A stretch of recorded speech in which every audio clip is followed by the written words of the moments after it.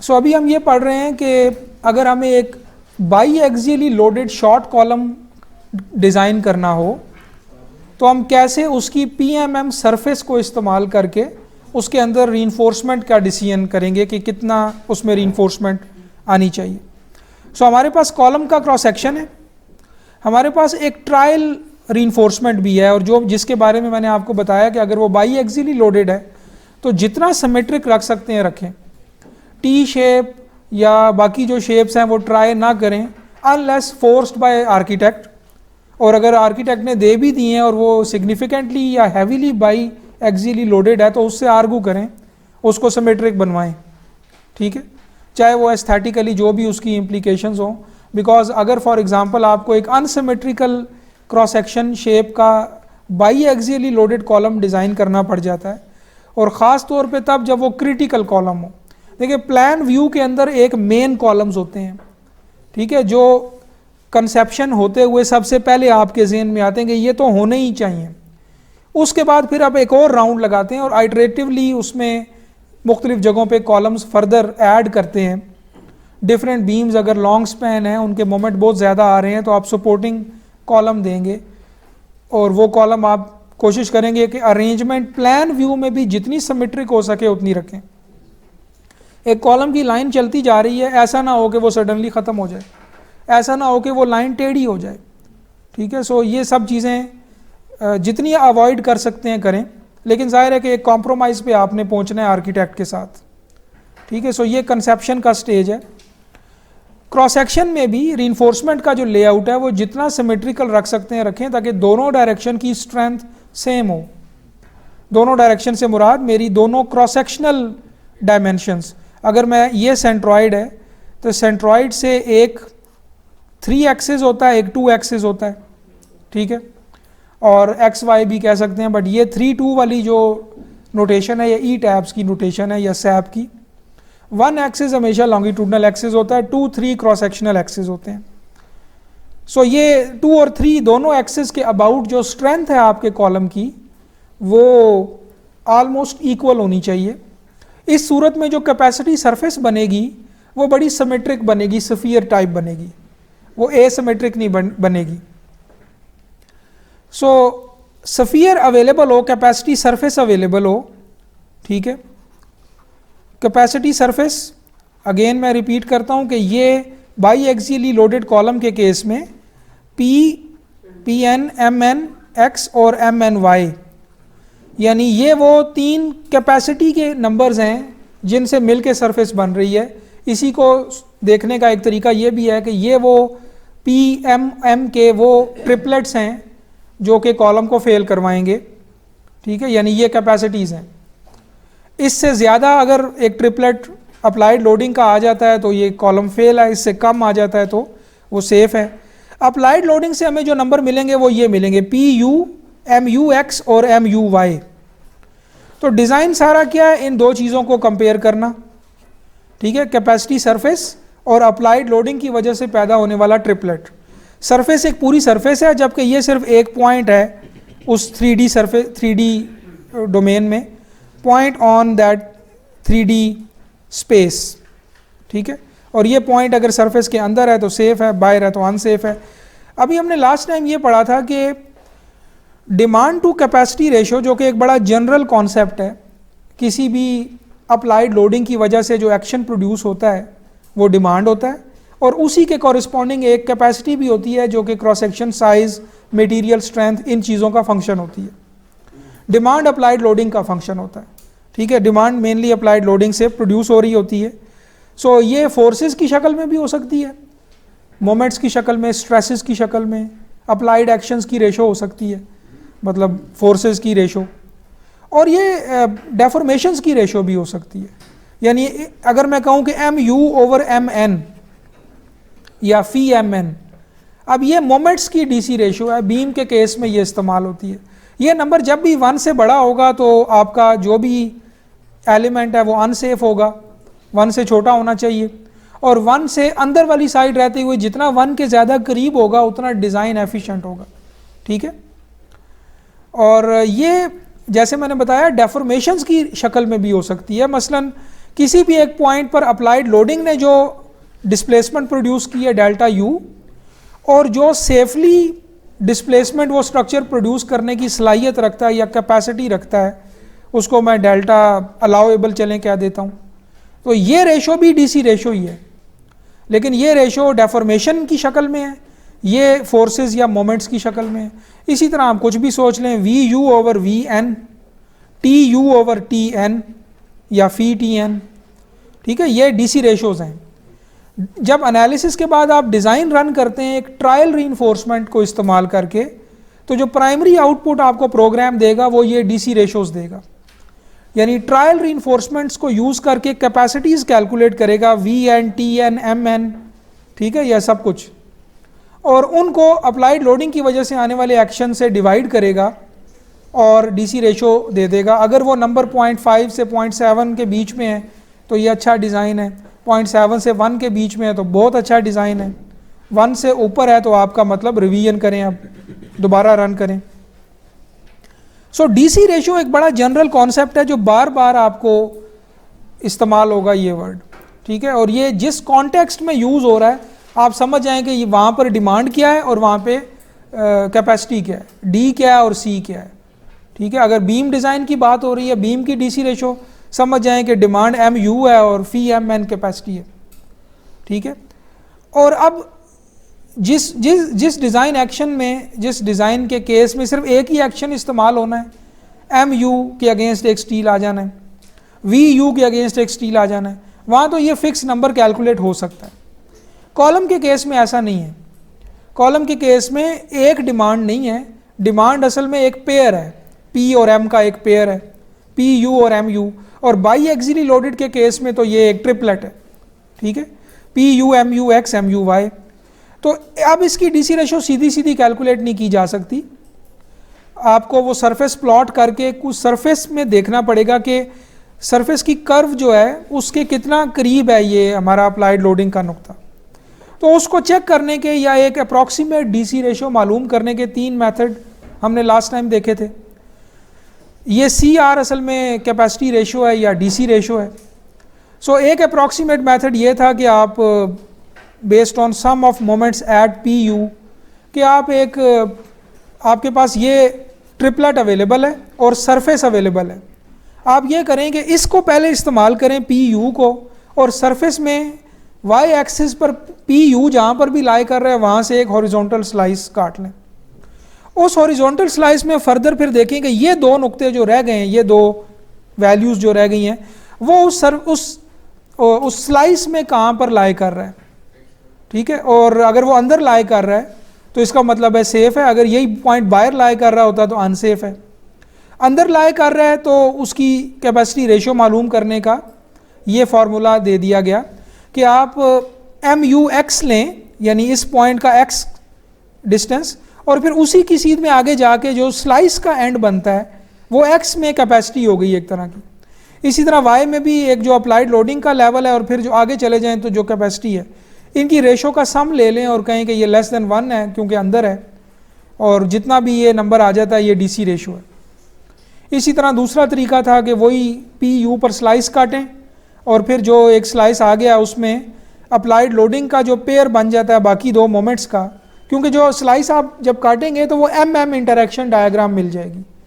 अगर सरफेस है ना इस तरह आपके पास यूं, ठीक है, इसमें वाई एक्सिस पे पी है और बाकी एक्स और वाई, उस बाकी 2 एक्सिस में M N X M N Y हैं, ठीक है। सो आप जब हॉरिजॉन्टल यूं स्लाइस काटेंगे और टॉप से देखेंगे तो वो एक M M surface, M M curve मिल जाएगी आपको। तो दूसरा मेथड ये था कि आप अप्लाइड लोडिंग के पॉइंट ही को आगे एक्सटेंड कर दें, ओरिजिन से मिला दें, और वो जिस जगह पर हिट करता है आपकी स्लाइस के एंड को उसको कैपेसिटी कह लें, और जो अप्लाइड लोडिंग का नंबर है उस डिस्टेंस को आप डिमांड कह लें। इनकी रेशो ले लें और ये लेस देन 1 अगर है तो सेफ़ है। जाहिर है कि अगर ये पॉइंट अंदर होगा उस स्लाइस में तो लेस देन 1 होगा, बाहर होगा तो ग्रेटर देन 1 होगा।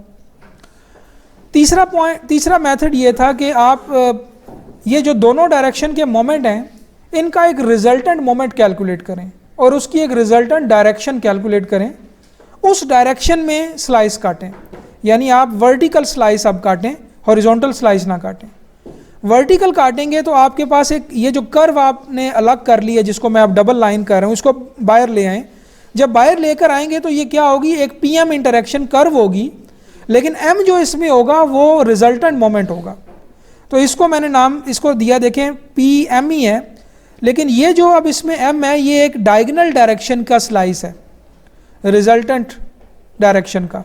और फिर उसको आप इस्तेमाल करें कि जैसे अब एक यूनी एक्सियली लोडेड कॉलम के लिए इस्तेमाल करते हैं, यानी अप्लाइड लोडिंग पी जो एक्सियल लोड है और resultant moment M N X square plus M N Y square square root.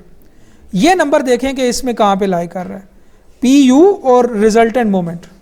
और फिर उसमें भी यूं ही इसको स्ट्रेट लाइन से मिला दें और ये रेशो ले लें डिस्टेंसेस की, ओरिजिन से लेके इस पॉइंट तक का डिस्टेंस डिवाइडेड बाय ओरिजिन से लेके बिल्कुल एंड तक का डिस्टेंस, ये आपके पास रेशो आ जाएगी डीसी रेशो। तो ये 3 मेथड हैं कि अगर आपके पास सरफेस अवेलेबल है और अप्लाइड लोडिंग का पॉइंट अवेलेबल है तो सिस्टमैटिकली कैसे आप देख सकते हैं कि क्या डीसी रेशो है। अभी मैं डेमोन्स्ट्रेशन में आपको दिखाता हूँ ई टैब्स में कि ये सरफेस कैसे हमें मिलेगी, फिर इसके क्या व्यूज़ आप देख सकते हैं, स्लाइस कैसे काट सकते हैं।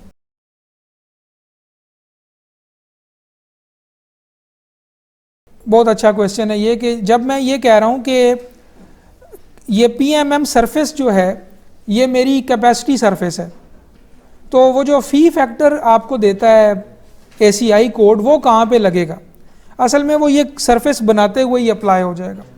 ठीक है, आपने इस तरह की वो देखे होंगे सरफेस में कई दफ़ा कि एब्रप्ट चेंजेस आ रहे हैं सरफेस में। जब आप ये प्लॉट करेंगे ना सॉफ्टवेयर में, अभी ये तो specifically I think CSI call या सेक्शन बिल्डर का व्यू है, बट ई टैब्स में भी आपको मैं दिखाऊंगा कि फ़ी फैक्टर आप अप्लाई कर सकते हैं। ठीक है, मिसाल के तौर पे अगर वाई एक्सिस पे P है, ठीक है, तो और फ़ी जो है वो आपका कोई नंबर है लेस देन 1, तो आप अप्लाई कर सकते हैं, वो आपका सॉफ्टवेयर खुद ही P की वैल्यू उससे नहीं बढ़ने देगा। ठीक है, यानी आप देखेंगे कि PMM कर्व में भी आप देखें, अब ये फ्लैट क्यों है यहाँ पे, ठीक है, PM इंटरेक्शन कर्व में भी, इसी तरह किसी और में भी मैं आपको दिखाता हूँ कि फ्लैट है सरफेस या कर्व, और उसकी रीज़न फ़ी फैक्टर का अप्लाई होना है असल में। इसी में मैं कोई स्पेसिफिक एग्जांपल आपको दिखाता हूँ। यहाँ पर भी आप देखें कि ये लाइन अभी इस तरह आगे यूं नहीं जा रही, फ्लैट हो गई है। फ्लैट का क्या मतलब है, कांस्टेंट फैक्टर लग गया P के ऊपर कि P इससे ज़्यादा नहीं होगा, वो यानी जितना भी है वो उसके ऊपर लग गया। इसी तरह बाकी भी मैं असल में भी आपको अभी डिमॉन्स्ट्रेशन में दिखाता हूँ कि आप ये फ़ी लगा सकते हैं सरफेस बनाते हुए ही। तो इसका मतलब है एक ट्रू PMM सरफेस मिलेगी जिसमें कोई फैक्टर नहीं लगा हुआ रिडक्शन का, और फिर आप उसके अंदर फर्दर फैक्टर लगा के उस एक और सेफ रीजन करेंगे। बल्कि मुझे याद आ गया कि ACI 318 में जो मैंने फिगर आपको दिखाई थी उसमें यह था कि एक आपको यूं दिखाया हुआ था कि ये एक्चुअल PM इंटरेक्शन डायग्राम है, लेकिन फिर उसमें एक सेफ रीजन दिखाया हुआ था और वो यूं था कुछ ऐसे। ठीक है, यानी ये रीजन जो है अब ये फ़ी के बगैर है, और फ़ी जब लग जाएगा तो ये नीचे फ्लैट आ जाएगा इस तरह कुछ, तो ये सेफ रीजन है। तो वो जो आपने ये दुरुस्त कह रहे हैं कि जब कोड का फैक्टर लगाना है तो और या जब भी मैं कभी कह रहा हूँ कि कर्व के अंदर है या सरफेस के अंदर है, तो अंदर से मुराद वो सेफ रीजन में अंदर है। ठीक है, फैक्टर लगा के रिड्यूस्ड कैपेसिटी के अंदर है। ठीक है,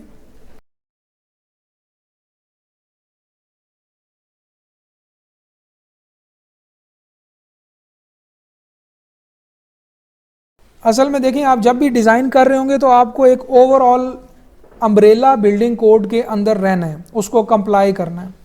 ठीक है, बहुत से ऐसे डिसीजन हैं जो आपको लग रहे होंगे कि मैं ले सकता हूँ, कोड अलाउ नहीं करेगा। ठीक है, सो डिज़ाइनर की अप्रोच ये होती है कि वो कोड को हर सूरत कंप्लाई करता है, अनलेस कि आप डिसाइड करें कि मैं एक अल्टरनेट डिज़ाइन फ़िलासफ़ी यूज़ करूँगा जो कि बाद में मैं अप्रूव करवाऊँगा from AHJ authority having jurisdiction. So code के अंदर एक एस्केप क्लॉज हमेशा होती है कि आप कोई भी अल्टरनेट डिज़ाइन फ़िलासफ़ी यूज़ कर सकते हैं, जैसे कि परफॉर्मेंस बेस्ड डिज़ाइन या कोई और कैपेसिटी डिज़ाइन, प्लास्टिक डिज़ाइन, ये सब अलाउड हैं कोड के अंदर, unless approved by authority having jurisdiction. ठीक है, सो अगर आप वो कोई अप्रोच यूज़ कर रहे हैं फिर तो आप नॉन लीनियर एनालिसिस भी करें और भी इस तरह की सब चीज़ें करें। बट जब आप कन्वेंशनल डिज़ाइन कर रहे हैं जिसके एंड पे आपने कोड कंप्लायंस का सर्टिफिकेट देना है, तो फिर आप कोड के सारे फैक्टर्स और सब रिडक्शन फैक्टर यूज़ करेंगे। तो फी फैक्टर रिगरसली लगाएंगे जहाँ पर भी कोड ने रिकमेंड किया है। ठीक है, सो एंड पर अब मैं आपको दो मेथड बताता हूँ, जो उनमें से एक ACI का मेथड है और एक और मेथड के आप अगर बाई एक्सियली लोडेड कॉलम का डिज़ाइन आपको करना हो तो उसके जो स्टैंडर्ड तरीके बनाए गए हैं, मतलब एक तो ये जैसे मैंने आपको बताया ही है कि आप एक ट्रायल रीइंफोर्समेंट दें और फिर देखें कि आपकी DC रेशो क्या आ रही है और आइटरेटिवली करें और उसको एक रेंज में ले आएँ 0.7 से 0.9 के दरमियान। लेकिन सिस्टमैटिक तरीके भी हैं और उसमें दो मेथड हैं जो मैं क्विकली एक्सप्लेन करूंगा इसमें। उससे पहले ये एक देख लें कि ये जो PMM सरफेस है इसके कई और भी तरीके से ये प्लॉट की जा सकती है। फॉर एग्ज़ाम्पल एक तो ये तरीका है ना जो आपको मालूम है कि PMX और MY यानी क्रॉस सेक्शनल एक्सिस और एक P, दोनों क्रॉस सेक्शनल एक्सिस के अबाउट मोमेंट और Y एक्सिस पे एक्सियल लोड, ये एक स्टैंडर्ड तरीका है PMM सरफेस को प्लॉट करने का। लेकिन आप ये भी एक देख सकते हैं, अगर मैं MX को P से डिवाइड कर दूं तो मेरे पास एक एसेंट्रिसिटी आ जाएगी EY। ठीक है, और इसी तरह अगर मैं MY को डिवाइड कर दूं P से तो एसेंट्रिसिटी आ जाएगी EX। क्योंकि देखें अगर ये क्रॉस सेक्शन है और मेरा जो कॉलम है इसके ऊपर तीन एक्शन है PU, MUX, MUY, इनके कॉरिस्पॉन्डिंग तीन कैपेसिटीज़ हैं। ठीक है, और वो कैपेसिटीज़ के इनफाइनाइट कॉम्बिनेशंस हैं जिनसे सरफेस बन रही है। सो मैं इन मोमेंट्स को ना, इवन कैपेसिटी मोमेंट्स को भी और अप्लाइड मोमेंट्स को भी एक्सेंट्रिसिटी की फॉर्म में भी लिख सकता हूँ।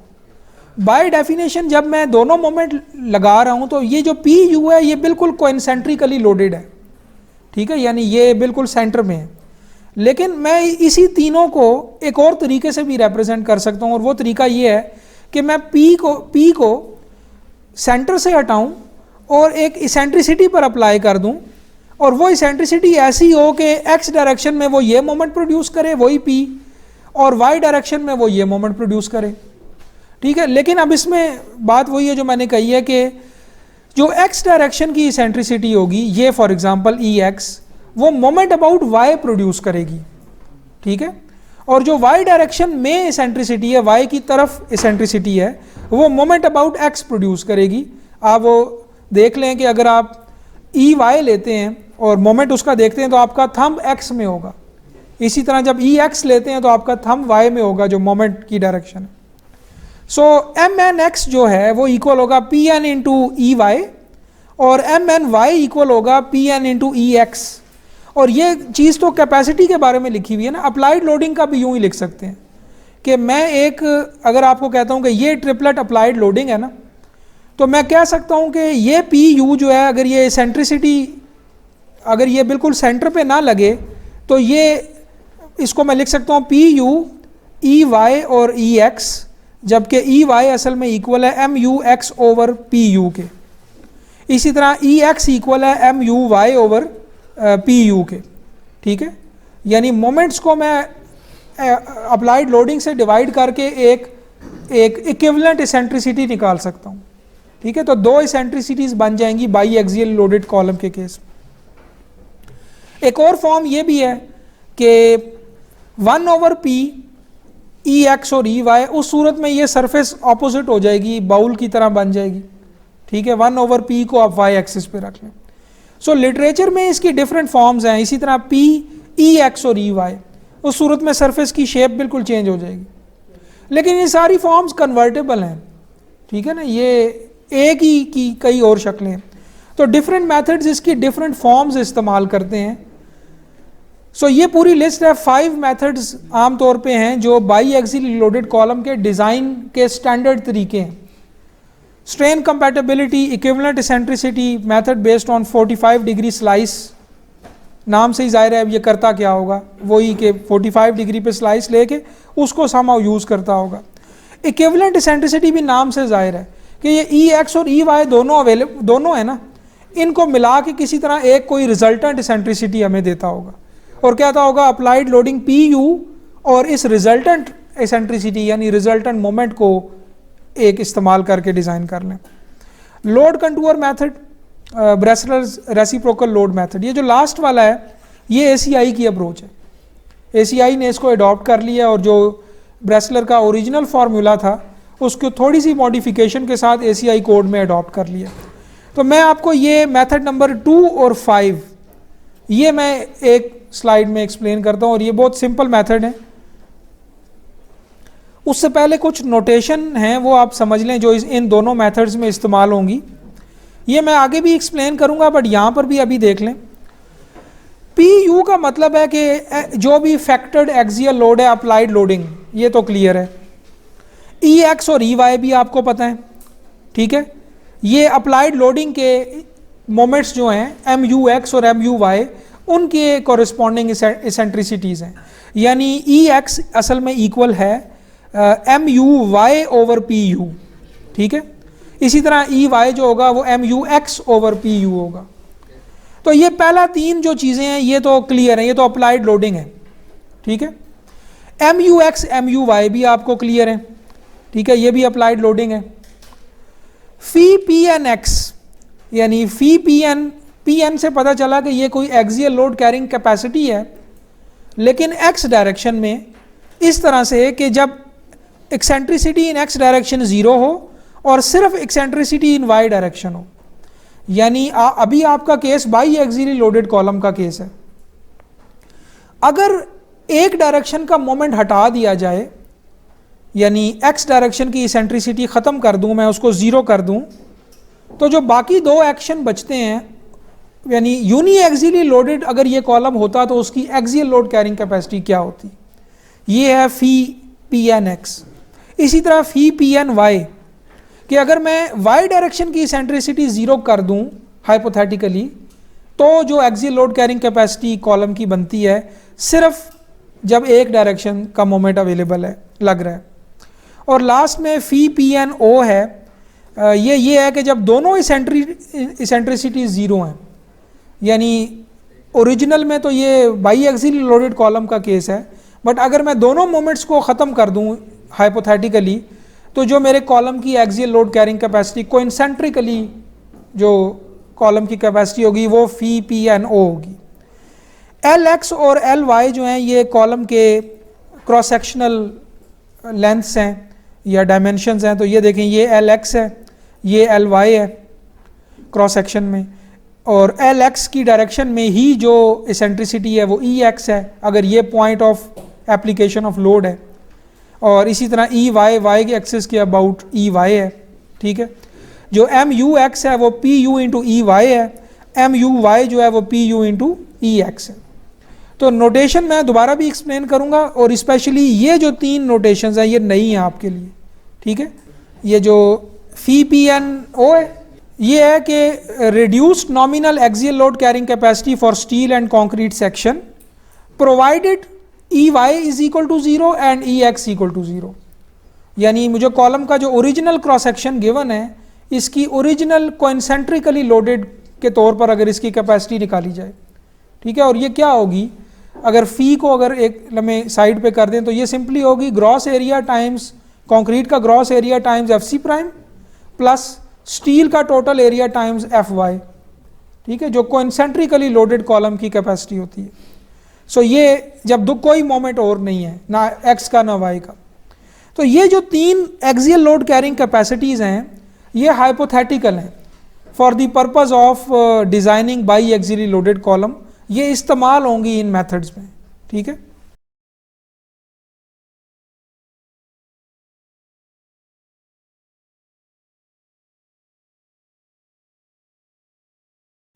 एक कॉलम जब कोई मोमेंट मौजूद है तो डिफरेंट एक्सियल लोड पर फेल होगा, और जब कोई मोमेंट नहीं लग रहा तो डिफरेंट पर फेल होगा। ठीक है, तो जब कोई मोमेंट नहीं लग रहा तो ये इस पर फेल होगा, फी पी एन एक्स पे। जब एक मोमेंट लग रहा है एक डायरेक्शन का तो इस पर फेल होगा, जब दूसरी का लग रहा है तो फिर इस पर फेल होगा। तो ये 3 एक्सियल लोड कैरिंग कैपेसिटीज़ हैं और फी की वजह से reduced axial load carrying capacities हैं। लेकिन ये तब हैं जब एक दफ़ा एक मोमेंट लग रहा है, दूसरा इग्नोर कर दिया, पहला वाला लग रहा है, दूसरा इग्नोर कर दिया, और फिर जब दोनों हटा दिए। ठीक है, सो ये यूज़ होंगे इस मेथड के अंदर। सो फर्स्ट मेथड है इक्विवेलेंट एसेंट्रिसिटी मेथड। नाम से ही जाहिर है कि ये क्या करेगा कि दोनों डायरेक्शन की जो एसेंट्रिसिटीज़ हैं अप्लाइड लोडिंग की, उनको मिला के एक रिजल्टेंट या इक्विवेलेंट एसेंट्रिसिटी देगा और फिर कहेगा कि पी यू और इस एसेंट्रिसिटी पर डिज़ाइन कर लें, यानी उसको यूनी एक्सियली लोडेड कॉलम मान लें। ठीक है, और रीइंफोर्समेंट कैलकुलेट कर लें कन्वेंशनल पीएम इंटरेक्शन डायग्राम से। सो अगर एम यू ये है, एम यू एक्स और वाई ये हैं, और फिर इसमें एक असम्पशन है कि E X over L X आपने पहले चेक करना है, वो E Y over L Y से बड़ा होना चाहिए, तब इक्विवेलेंट एसेंट्रिसिटी का ये फॉर्मूला होगा। और अगर E Y over L Y बड़ा है E X over L X से, तो इसमें एक्स और वाई आपस में रिप्लेस हो जाएंगे। ठीक है, यानी मैं रिपीट करता हूँ कि सबसे पहले इस मेथड में क्या करेंगे, आपको गिवन क्या है, चले मैं स्टेप बाय स्टेप लिखता हूँ। पी यू गिवन है, एम यू एक्स गिवन है, एम यू वाई गिवन है, और दूसरी तरफ कैपेसिटी वाली साइड पे सरफेस गिवन है। ठीक है, पहला काम आपने ये करना है कि एम यू एक्स और एम यू वाई को एसेंट्रिसिटीज़ में तब्दील करना है, यानी एम यू एक्स से आपके पास ई वाई निकल आएगा, एम यू वाई से आपके पास ई एक्स निकल आएगा, और पी यू तो मौजूद है आपके पास। फिर आपने ये कंडीशन चेक करनी है, ठीक है, कि एक्स डायरेक्शन की एसेंट्रिसिटी डिवाइडेड बाय उसकी डायमेंशन लेंथ, ये रेशो बड़ी है वाई वाली रेशो से या नहीं। लेट्स से ये बड़ी है, फिर आगे चलेंगे, फिर आप एक ई नॉट एक्स कैलकुलेट करेंगे, और आप समझ गए होंगे अब ई नॉट एक्स क्या है, इक्विवेलेंट एसेंट्रिसिटी, जो कि एक्स और वाई दोनों की एसेंट्रिसिटीज़ को मिला के बनेगी, रिजल्टेंट कह लें। तो वो इक्वल है E X plus alpha times E Y L X over L Y. अब इसमें ई वाई भी आपको पता है, एल एक्स एल वाई भी पता है, क्रॉस सेक्शनल डायमेंशंस, ई एक्स भी पता है, एल्फा नहीं पता। एल्फा अब एक फैक्टर है जो अगेन ये दो कंडीशंस होंगी, उसके मुताबिक इंपिरिकल फार्मूला से कैलकुलेट होके आएगा।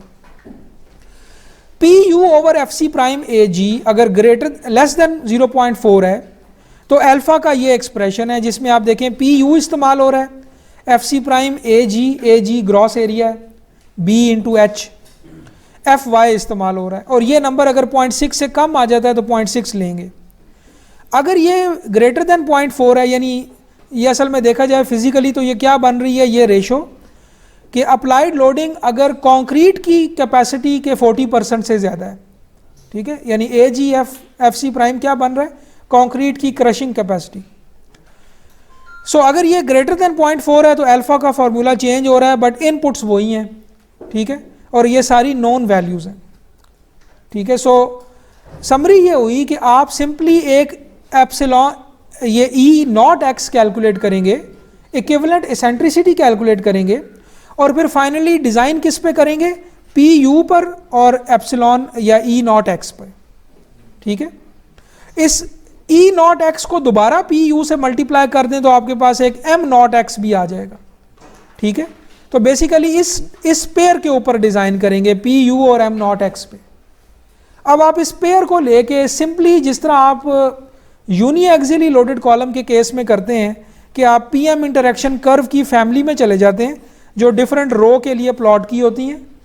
आपको पी यू और एम नॉट एक्स पता है, आप देखें कि कौन सी वो रो की वैल्यू है जिसके ऊपर मेरा पॉइंट लाई कर रहा है, वो रो पिक कर लें। ये रो आपने पिक कर लिया और ये आपका फाइनल डिज़ाइन हो गया।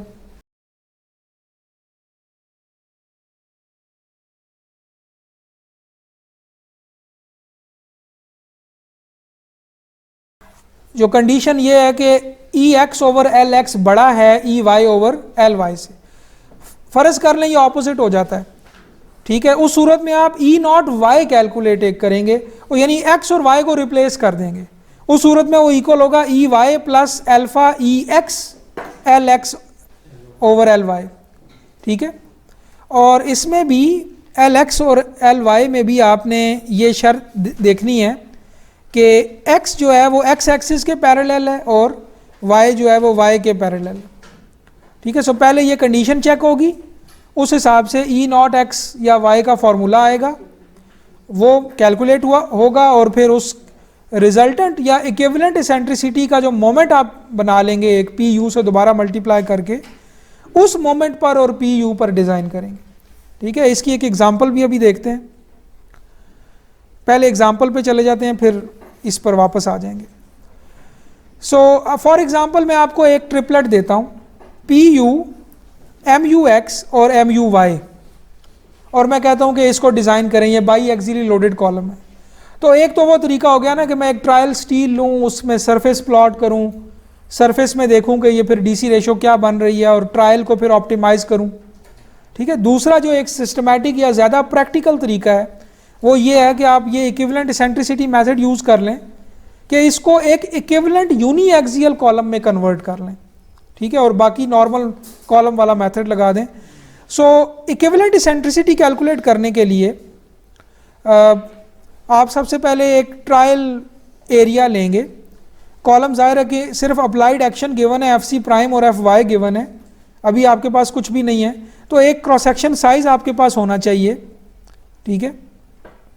क्रॉस सेक्शन साइज को क्रूडली एस्टिमेट करने का एक बड़ा इजी और ज़्यादा प्रैक्टिकल तरीका देखें, यहाँ पे दिया गया पी यू आपके पास गिवन है ना, ठीक है। अब 250 किप आपको पता है कि ये एक्सियल लोड है जो मेरे कॉलम के क्रॉस सेक्शन ने रेजिस्ट करना है, और बाकी दो मोमेंट्स भी आ रहे हैं, बट अभी सिर्फ पी यू को देखें, एक अंदाज़ा लेना है साइज़ का।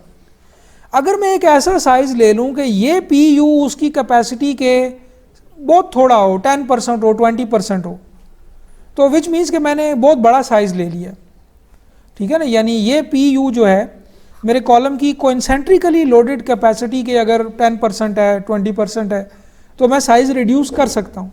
तो शुरू में एक इनिशियल अंदाज़ा लेने के लिए उन्होंने ये किया है कि अगर मैं इस इक्वेशन को ज़रा देखें कि है क्या ये चीज़, जब मैं डिनोमिनेटर को मैं उधर ले जाता हूँ तो ये क्या बन जाएगा, 40% ऑफ द कोइंसेंट्रिकली लोडेड कैपेसिटी, ठीक है।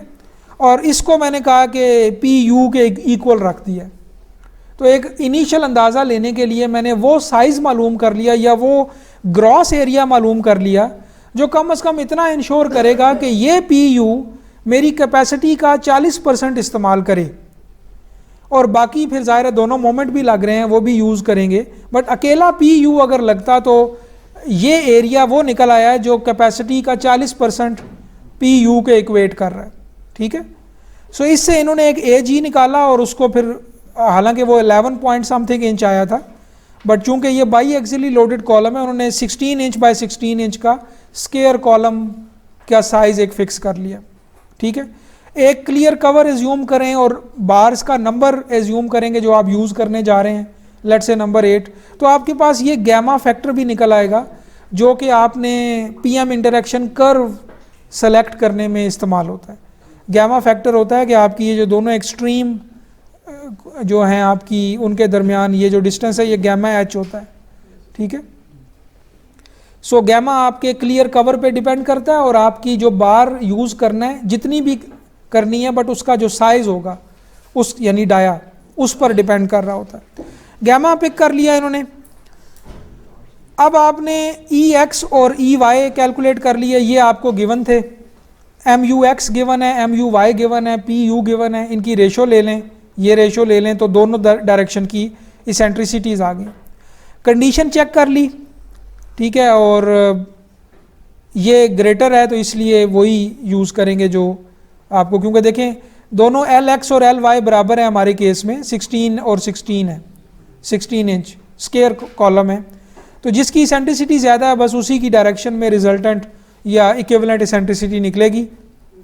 अब इसका मतलब है वो ई नॉट एक्स आपने निकालना है जिसमें अल्फ़ा आ रहा है। अल्फ़ा अगेन फिर इस चीज़ पर, इस रेशो पे डिपेंड कर रहा था कि ये 0.4 से कम है तो फार्मूला डिफरेंट है, 0.4 से ज़्यादा है तो फार्मूला डिफरेंट है। ये रेशो कैलकुलेट की तो 0.4 से कम आई, सो वो कम वाला फार्मूला यूज़ किया तो अल्फ़ा आ गया, ठीक है। सब चीज़ें गिवन हैं, कोई भी इसमें नया फैक्टर नहीं है। अल्फ़ा जब आ गया तो आप ई नॉट एक्स मालूम कर सकते हैं।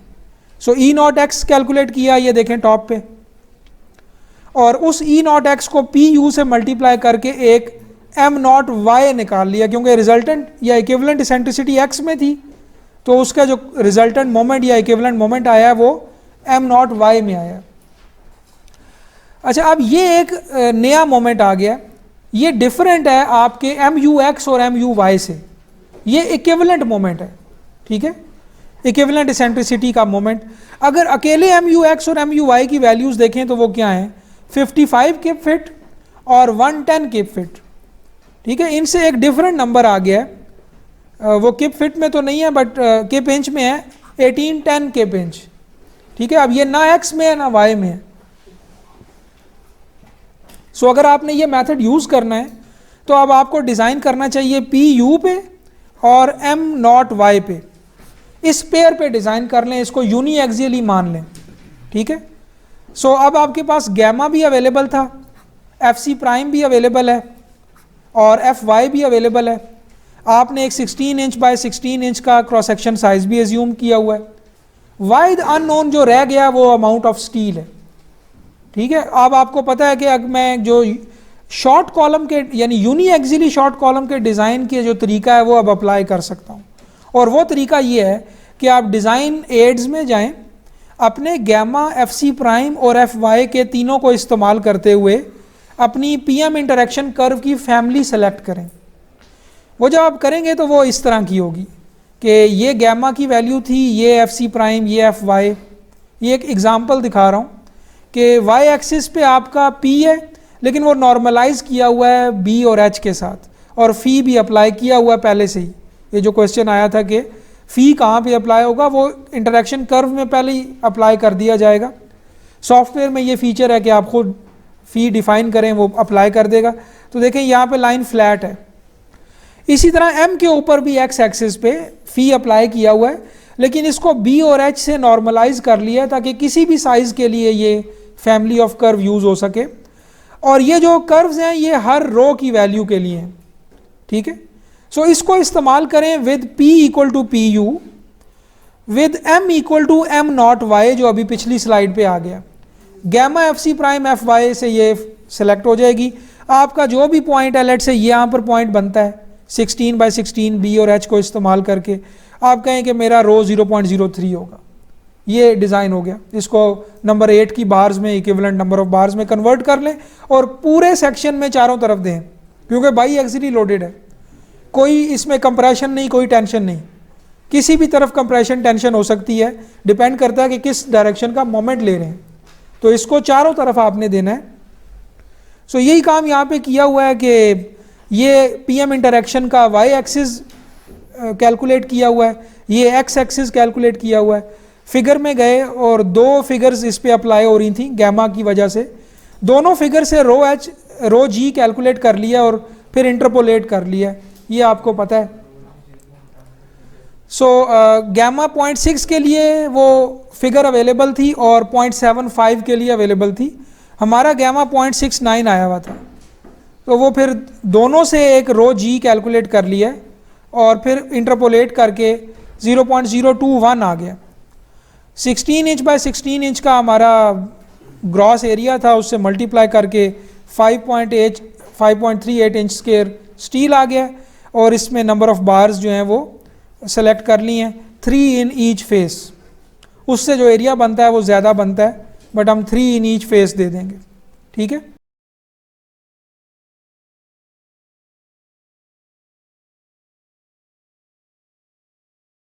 हाँ, कुछ भी कर सकते हैं। एक स्टार्टिंग ट्रायल, ये भी मैंने नहीं बताया, बड़ा अच्छा आपने पिक कर लिया कि देखें शुरू में एक हमने ट्रायल 16 बाय 16 इंच जब हमने रखा था, तो स्टील पहले से ही एक एज्यूम कर लिया हुआ था, जो रो जी की पहली स्टार्टिंग वैल्यू थी 1.5%, ठीक है। ये नहीं, ये मिनिमम नहीं है, जो है आप कॉलम के केस में कभी भी 2% से ऊपर ना जाए, ऑल्दो कोड अलाउ करता है, ठीक है। और सबसे मेरा तो फेवरेट नंबर ये 1.5 ही है, यानी मैं अगर कोई भी मेरे पास इंफॉर्मेशन ना हो और कॉलम का स्टील एज्यूम करना हो तो 1.5% या 2% के बीच में एक नंबर एज्यूम कर लेता हूँ।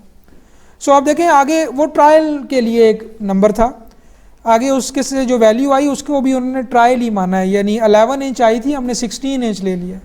असल में 2% से ऊपर कॉलम का बिहेवियर जो है वो ब्रिटल होना शुरू हो जाएगा। कोड आप देखेंगे 4% से भी ऊपर अलाउ करता है, वो असल में क्रॉस सेक्शन साइज़ और बाकी चीज़ों पे डिपेंड कर रहा होता है। बट 2% एक बड़ा अच्छा optimum, most of the time ये नंबर चलेगा 1.5 से 2%। ठीक है, आप कुछ रियल जो डिज़ाइन हो चुके हैं कॉलम्स उनके स्टील चेक करें, टिपिकल के आपको इसी रेंज में मिलेंगे, क्योंकि फेलियर आपका जो है वो कंप्रेशन वाली साइड फेल हो जाएगा। ठीक है, तो स्टील को जब आपने देना है, एक तो उसकी इकोनॉमिक रीजंस है ना, एक ये भी है कि आपने ये भी इंश्योर करना है कि फेलियर डक्टाइल हो। ठीक है, आप फेलियर को कभी भी कंप्रेशन वाली साइड पे ना पुश कर दें।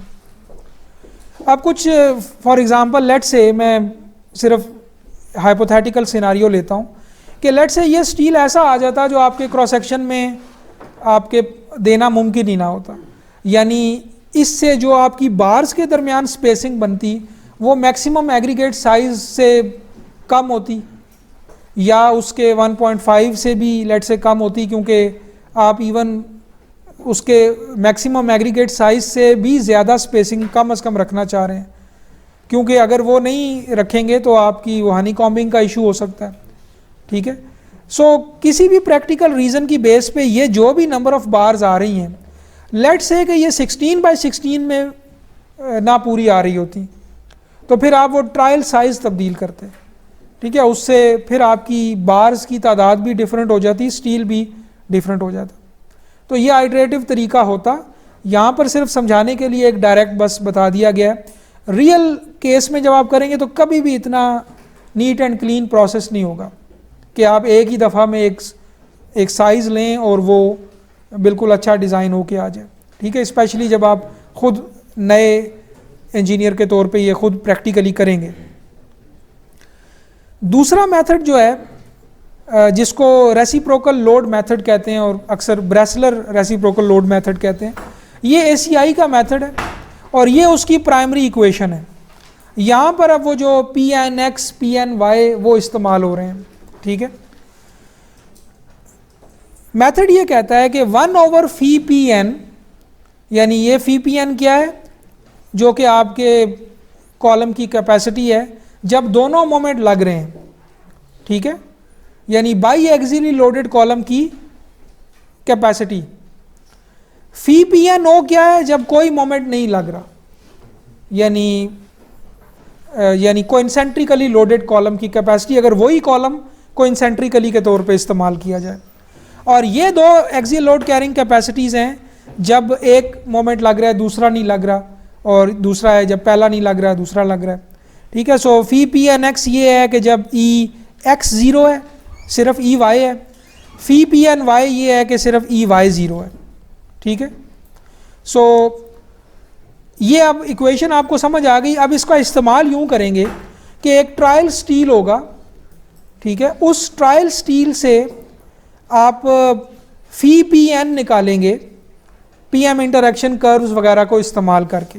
बेसिकली आप पहले ये 3 नंबर निकालेंगे, ये 3 नंबर जो इक्वेशन के राइट हैंड साइड पर है, और इससे आप φPN कैलकुलेट कर लेंगे इस इक्वेशन को इस्तेमाल करके। वो φPN जो होगा, अब ये वो कॉलम की कैपेसिटी है जब दोनों मोमेंट लग रहे हैं तो कॉलम ये कैपेसिटी दे रहा है। ये नंबर आपने सिंपली PU से कंपेयर कर लेना है। ठीक है, अगर PU इसके बराबर या कम है तो कॉलम की वो ट्रायल रीइंफोर्समेंट ओके है। ठीक है, इसका इस्तेमाल आपको समझ आया। आप ये उस तरह से डायरेक्ट नहीं है जैसे इक्विवेलेंट इसेंट्रिसिटी है कि आपके पास रो कैलकुलेट होके आ जाएगा।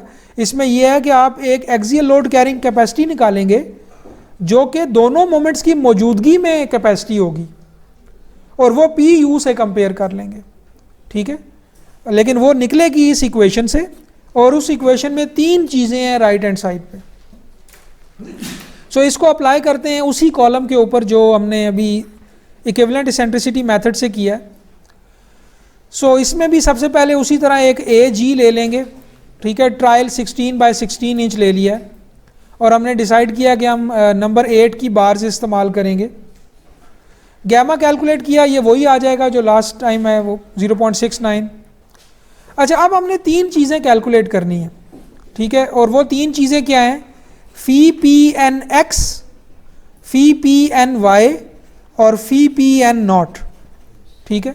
इन 3 को लेफ्ट हैंड साइड पे उस इक्वेशन के इस्तेमाल करेंगे, सॉरी राइट हैंड साइड पे, और इनसे बनेगा क्या? फी पी एन, ठीक है, जो हमारे दोनों मोमेंट्स की मौजूदगी में जो एक्सियल लोड कैरिंग कैपेसिटी है, ये फी पी एन कंपेयर होगा पी यू से, और ये डिज़ाइन है, ठीक है। सो अब सारी गेम ये है कि ये 3 नंबर कैलकुलेट किए जाएं, यानी कोइंसेंट्रिकली लोडेड तो बड़ा इजी है, यानी वही आप कंक्रीट को क्रशिंग एज्यूम कर लें एफसी प्राइम और स्टील को यील्डिंग कर लें, तो फी पी एन नॉट तो बड़ा इजी है, तो फार्मूला आपको आइडिया है। अब यूनी एक्सियली लोडेड को एज्यूम करके ये 2 एक्सियल लोड कैरिंग कैपेसिटीज निकालनी है, ठीक है। जब फी पी एन एक्स करना है तो आपने ई एक्स को 0 मान लेना है, जब फी एन वाई करना है तो ई वाई को 0 मान लेना है, ठीक है, इधर इस ई एक्स को 0 मान लेना है। सो स्टेप 3 जो है वो फी पी एन एक्स कैलकुलेट करने के लिए है ये वाला नंबर। अब ये बाय डेफिनेशन क्या है कि it is the axial load carrying capacity corresponding to E X and rho G. So rho G, सबसे पहले आपने एक ट्रायल जो है वो स्टील ले लिया है, आपके पास 8 इंटू 0.79 डिवाइडेड बाय 16 इंटू 16, असल में ये है आपका एरिया ऑफ 1 बार, ठीक है, और ये आपकी 8 नंबर 8 बार्स हैं, सो 8 इंटू एरिया ऑफ 1 बार, ये आपका रो जी आ गया। सो ट्रायल स्टील हमारा क्या है? 8 नंबर 8 बार्स, उससे आपने एरिया से डिवाइड करके एक रो जी मालूम कर लिया।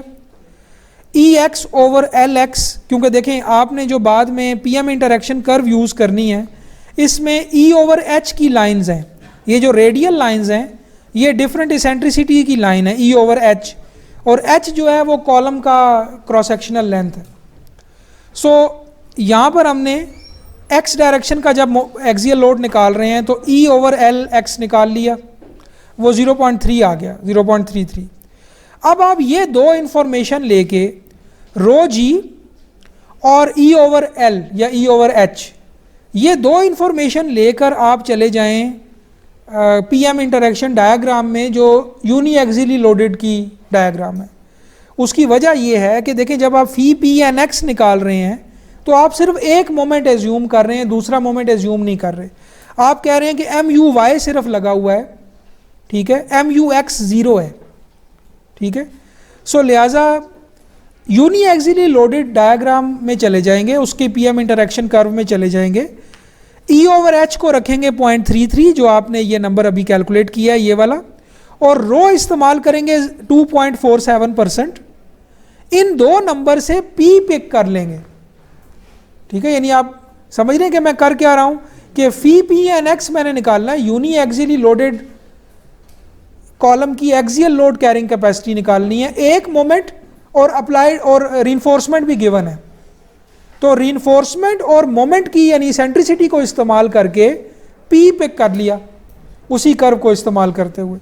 सो लिहाजा आप ये देखें कि आप इस कर्व में जाएं और अपने ई ओवर एच को, लेट से ये मेरी लाइन ई ओवर एच की बनती है और मेरी जो रो बनता है वो लेट से ये वाली लाइन बनती है, तो ये मेरा पॉइंट बन गया, और उस पॉइंट की कॉरेस्पॉन्डिंग मैंने क्या किया, मैंने पी पिक कर लिया, यानी ये नंबर मैंने पिक कर लिया, phi P N over B H, ये मेरी आउटपुट हो जाएगी पी एम इंटरेक्शन कर्व से। अनलेस अनलाइक जो हमने पहले किया कि हमने हमारी रो मेन आउटपुट थी, लेकिन अभी क्या आउटपुट हो जाएगी कि यूनी एक्सियली लोडेड कॉलम यानी एक मोमेंट की मौजूदगी में एक्सियल लोड कैरिंग कैपेसिटी क्या बन रही है वो हमने पिक कर लिया, phi P N over B H, यानी ये देखें phi P N over B H मैंने 1.36 उस कर्व से पिक कर लिया, ठीक है। इसको बी एच से मल्टीप्लाई कर दें, फी पी एन एक्स आ जाएगा आपके पास, सिर्फ फी पी एन रहने दें, बी एच आपका 16x16 इंच है, इसको दूसरी तरफ ले जाएं मल्टीप्लाई कर दें, ठीक है। सो फी पी एन आ गया 348 किप्स, यही काम रिपीट करें फी पी एन वाई के लिए, लेकिन अब आप यहाँ पर जो moment M U Y use किया हुआ है ना, वो एम यू एक्स यूज़ करें, ठीक है। यानी दूसरी डायरेक्शन का मोमेंट और उसका एसेंट्रिसिटी, इक्विवेलेंट एसेंट्रिसिटी इस्तेमाल करें। इसी तरह यहाँ पर आपने ई ओवर एच निकाल लिया, ये असल में ई ओवर एच है, ठीक है, लेकिन वाई डायरेक्शन का 0.165 आया। और इसी तरह आप पी एम इंटरेक्शन कर्व में गए और उस डायरेक्शन की एक्सियल लोड कैरिंग कैपेसिटी निकाली, बी एच को दूसरी तरफ ले गए, 553 के आपका आंसर आ गया। तो वो जो आपकी मेन इक्वेशन है जिसमें आपने फी पी एन कैलकुलेट करना है, ये मेन आपकी आउटपुट है, ठीक है। इसके कैलकुलेट करने के दो नंबर आपने कैलकुलेट कर लिए, फी पी एन एक्स और phi P N Y, equivalent uniaxial यानी या hypothetical uniaxial load carrying capacities. अब रह गया ये तीसरा नंबर, और ये इसकी डेफिनेशन ये थी कि जब दोनों मोमेंट कोई नहीं होंगे, कोइंसेंट्रिकली लोडेड कॉलम है, तो किस एक्सियल लोड पे कॉलम फेल होगा। इसके लिए किसी इंटरेक्शन कर्व की ज़रूरत नहीं है, क्योंकि वो तो मोमेंट तो है ही नहीं। सो लिहाजा आप सिंपल ये इक्वेशन इस्तेमाल कर लें स्पाइरल के लिए, और ये इस्तेमाल कर लें टाइड के लिए। ये सिंपली ये करता है कि ये आप खुद समझ सकते हैं, 0.85 एफ सी प्राइम आपने मैक्सिमम स्ट्रेंथ एज्यूम की हुई है कंक्रीट की, ए जी माइनस ए एस क्या है असल में, area of concrete, plus F Y into A S T, ये स्टील की तरफ से एक्सियल लोड कैरिंग कैपेसिटी का हिस्सा है, और इस सारे के ऊपर फी फैक्टर लगेगा। और फिर कोड अगेन कहता है कि टाइड कॉलम्स के लिए आप इस सारे को फिर 0.8 से मल्टीप्लाई करें। तो ये इक्वेशन आप इस्तेमाल कर लें। अभी ये चेक कर लें कि नए कोड के मुताबिक इसमें कोई तब्दीली तो नहीं है। आई थिंक ये ACI 318-14 की इक्वेशन है, इसको 19 में चेक कर लें। सो फिर आपके पास ये इससे फी पी एन नॉट भी आ जाएगा। तीनों को पुट करें, इनमें प्लस है और इधर माइनस है, ठीक है। आपके पास फी पी एन आ जाएगा 292 के। अब ये है क्या, 292 के आपके इस ट्रायल क्रॉस सेक्शन साइज और ट्रायल स्टील की वो कैपेसिटी है जो ये एक्सियल लोड कैरिंग कैपेसिटी दे रहा है, जबकि दोनों मोमेंट भी मौजूद हैं, ठीक है। इस नंबर को पी यू से कंपेयर होना चाहिए अब, जो कि अप्लाइड लोडिंग के ट्रिपलेट में जो दोनों एम यू एक्स और एम यू वाई की मौजूदगी में जो पी यू है, उससे ये नंबर कंपेयर होना चाहिए। वो नंबर था 250, ठीक है। अब ये हमारे पास कैपेसिटी उस 250 से ज़्यादा आ रही है, विच मीन्स कि हमारी ट्रायल क्रॉस सेक्शन साइज और हमारी ट्रायल रीइंफोर्समेंट दुरुस्त है, ठीक है। अगर ये फ़र्क बहुत ज़्यादा हो तो आप एक ट्रायल और करें, उसमें थोड़ा सा साइज़ रिड्यूस करके या स्टील रिड्यूस करके रन करके चेक करें, ठीक है, और इसको करीब लेकर आएँ इस नंबर को, ठीक है। सो ये इनडायरेक्ट तरीका है डिज़ाइन का, इसमें डायरेक्टली स्टील आ नहीं जाएगा, बट आप यूँ चेक कर सकते हैं एक ट्रायल स्टील को।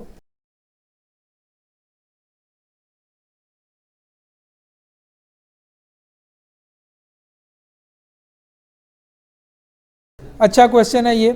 इस तरह से ये भी कोई पूछ सकता है कि इक्विवेलेंट एसेंट्रिसिटी मेथड में वो इक्विवेलेंट एसेंट्रिसिटी का फार्मूला कहाँ से आया, ठीक है। ई नॉट एक्स कहाँ से बन गया, उसमें अल्फ़ा क्या चीज़ है, वो एफ सी प्राइम और एफ वाई पे क्यों डिपेंड कर रही है। सो अभी टाइम नहीं है, वरना मैं आपको इन दोनों मेथड्स की पीछे थ्योरी भी बताता है कि ये डिराइव कैसे किए गए हैं, इसके पीछे अंडरलाइंग कॉन्सेप्ट क्या है। सो वो टाइम नहीं है, वरना मैं आपको इस फार्मूला का भी बैकग्राउंड बताता। अक्सर एमएस में जब मैं कंक्रीट डिज़ाइन का कोर्स पढ़ाता हूँ तो उसमें ये दोनों को डिराइव करके फिर कहता हूँ कि ये देखें अब ये एक्सप्रेशन है, इसमें ये मॉडिफिकेशन छोटी सी करके ACI ने अडॉप्ट कर लिया, ठीक है। बट अभी टाइम नहीं होगा, इसलिए मैं डायरेक्टली आपको फार्मूला ही बता रहा हूँ।